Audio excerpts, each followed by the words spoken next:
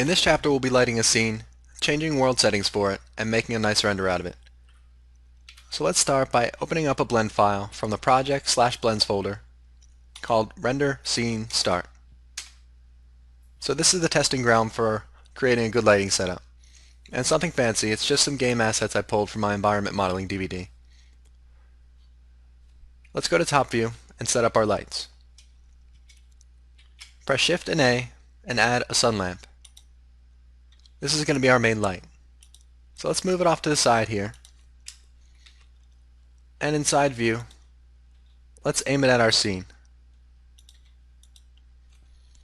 And top view, aim it this way a little bit. Press numpad 0 to go into camera view, and then press Alt and Z to go into textured view, and we'll see how the light is shining on our scene right now. And make sure GLSL is enabled as always, so the preview and the 3D view is going to be a pretty close representation of the final render.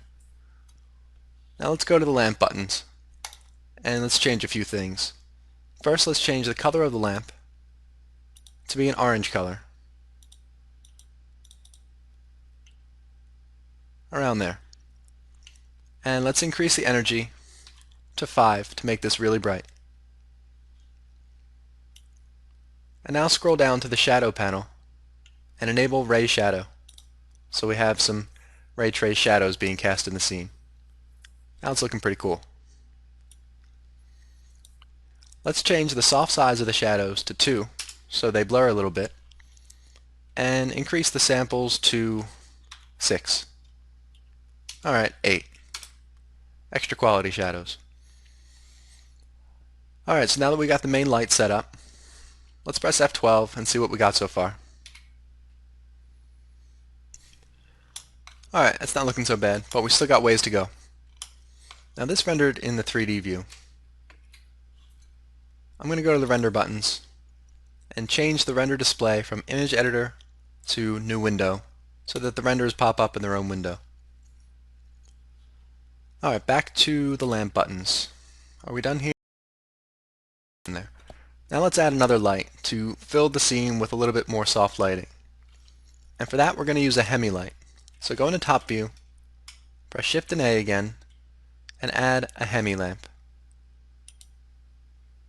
And let's move it towards the back of the scene. And inside view, let's aim it at a real extreme angle like that, so that it's going to add backlighting to the scene.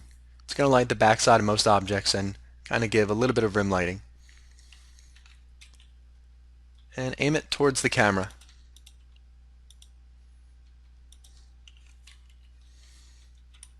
Press Alt and Z and let's see what that looks like.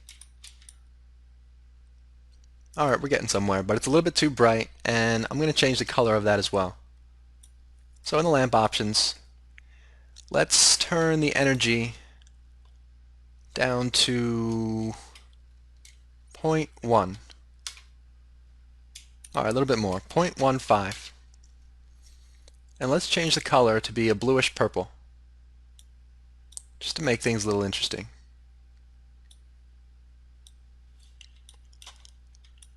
Too much purple? Maybe a little bit too much purple. Let's tone that down a little.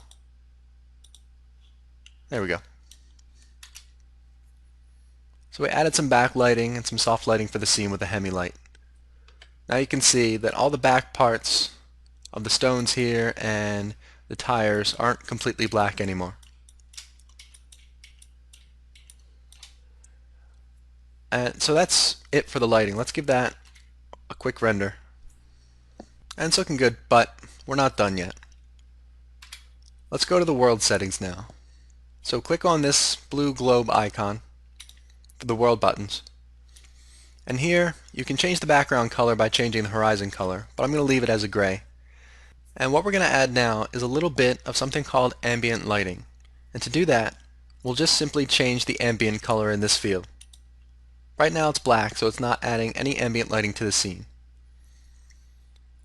But if we increase the blue value here to a real low value, let's say 0.2, Alright, that's a pretty high value actually, but let's see what that looks like. Mouse away, and to get the scene to update, you might need to move it. Alright, that's way too much ambient lighting, but you kind of get the idea of what it does. Kind of just adds extra illumination to the whole scene. Not really lighting, it just brightens everything. So let's decrease that value to 0.02 and see how that looks. That's a little bit better. You'll see it kind of just gives the scene some atmosphere. And now let's enable this option here called ambient occlusion. What this does is this simulates bouncing light and is basically the closest thing there is to an instant cool button. So let's enable that and leave that on multiply and leave factor at 1. Factor is the energy amount.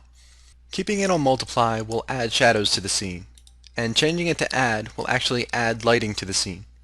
But let's keep it on multiply, and let's go down to the gather panel. Let's increase the samples here to 10. That'll increase the render time, but it will also increase the quality of the ambient occlusion. If you keep it a low value, it'll render faster, but it'll be really grainy. So 10's a good value to keep it at. Now let's give it a render. So that looks pretty good. Now under the gather panel there's two options for ambient occlusion. One's ray trace and the other is approximate ambient occlusion. And this is not as good as ray trace, but it is faster, so it's good for testing the scene. So you can achieve a half decent scene with some quick lighting and world settings, and of course some good materials and textures. The last thing we want to do now is set this up for a full render. So let's go to the render buttons,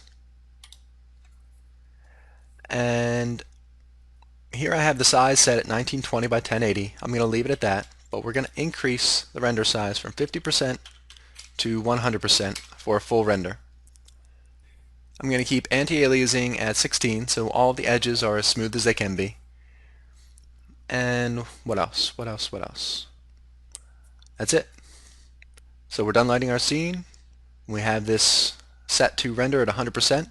So press F12 for our final render. Well, that looks pretty awesome. So once you've played with the lighting and you've got everything looking the way you want it to look, and you render out the full image, now let's save the image.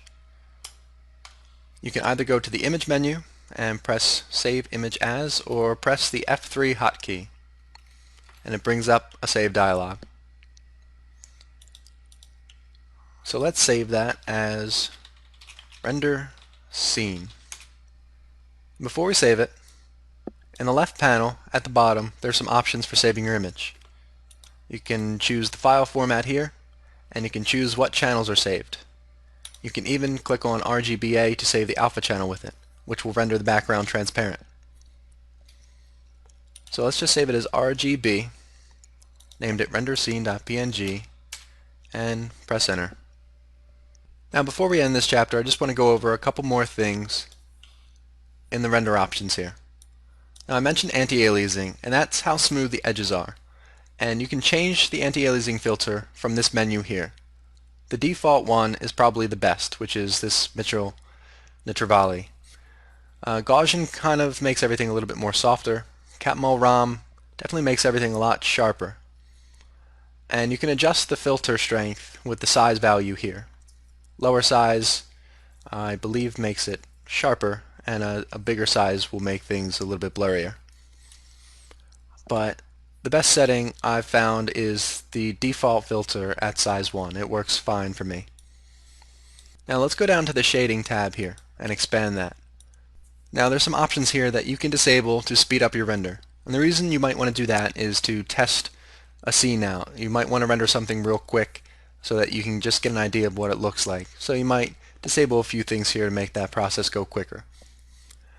Now this is something to note. The alpha option here is if you want to render an image where the background is transparent. So you'll be able to save that alpha channel. You can change alpha from sky to transparent, and then scroll down to the output panel here and enable RGBA. Now when you render your image, it'll render it with the alpha channel, and when you go to save it, it'll save that alpha channel since we just enabled RGBA in the output panel here. images with alpha channels. And that pretty much does it for lighting and rendering.